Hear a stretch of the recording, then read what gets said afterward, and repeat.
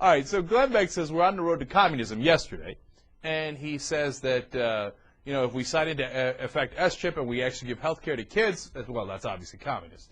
And if we limit executive pay when we, the taxpayers, are bailing out those companies, well, that's obviously communist, right?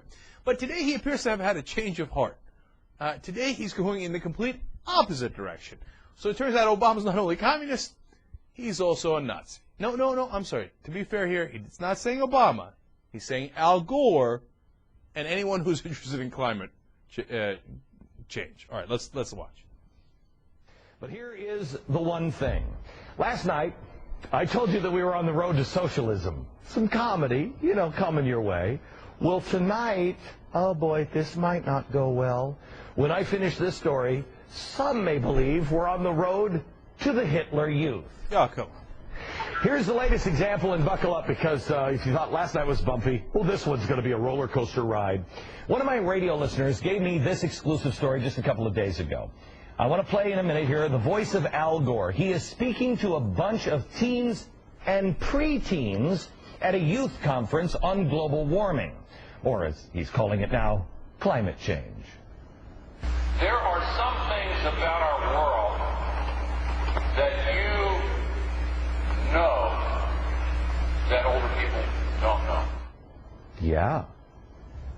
I'm going to play more of this tape for you in a minute and introduce you to the 12-year-old who was there recording. Okay, no moss on Glenn Beck. I watched the rest of it. He goes on one idiotic rant after another. He compares Al Gore to Goebbels. Okay? He reads a quote from Goebbels. He then compares Al Gore to a drug dealer. And what is his basis for all of this? That Al Gore is talking to the young. What, didn't Goebbels talk about the Hitler Youth? Okay. And what do drug dealers do? They try to get you while you're young. See, I rest my case. But it doesn't make any kind of sense, man. So what does that mean? We can never talk to the young? Because if we talk to the young and try to convince them, so yeah, Hitler Youth. No, and it has no validity, obviously. And the idiot compared him to communists yesterday, the Democrats. Not today, they're Nazis. Now, those two things are diametrically opposed, but he doesn't get it. He even played a clip of Al Gore talking about civil rights. And Al Gore said, look, in the civil rights era, the kids would tell their parents, hey, why are we discriminating here? Does that make any sense? And the parents had a hard time justifying it. So, and he was using that as an example of sometimes kids know a little bit better than their parents, right? And push them in the right direction.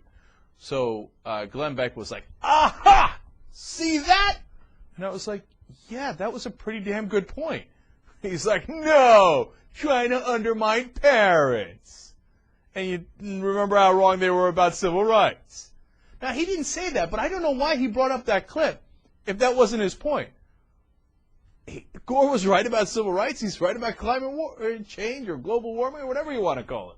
All right, anyway, look, it's obvious. The jury's in now. This guy is desperate for attention, and he's trying to get the ratings. And now you saw him say in the beginning of that clip his reference to on the road to, he said communism last night. Now all of a sudden he changed to socialism, that it was a joke, right? No, look, your whole existence is a joke. You're a buffoon. And unless he does something out of this world, I don't know, he slaps a guest, okay?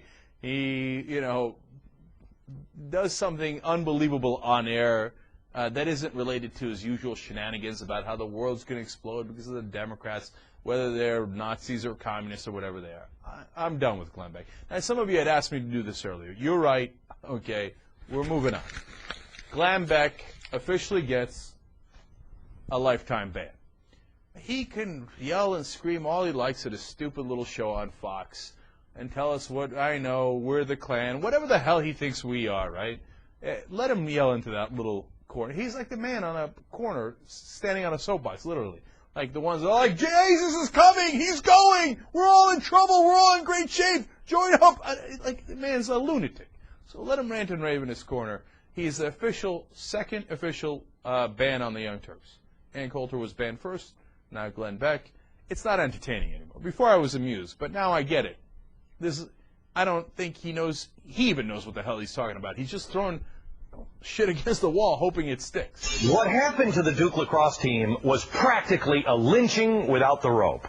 And for the first time in my life, Mr. Oreo Cookie, without the chocolate on the outside, can understand why people celebrated when O.J. Simpson was acquitted. What the hell does that mean? Oh, come on. That's it.